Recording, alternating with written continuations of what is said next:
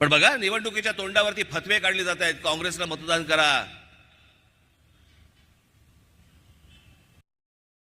उद्धव ठाकरेंच्या शिवसेनेला मतदान करा.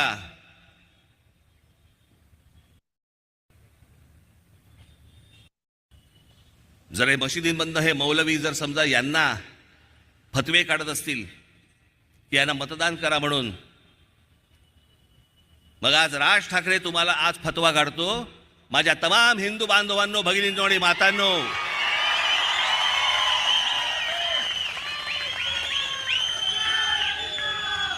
मुरलीधर मोहोळ असतील, भारतीय जनता पक्षाचे काही अजून इतर कुठचे शिंदेचे, अजित पवारांचे जे उमेदवार असतील, त्याला भरघोस मतांनी मतदान करा. ही जी अनेक लोकांची जी चळवळ चालू आहे ना, चळवळ, काँग्रेसला मतदान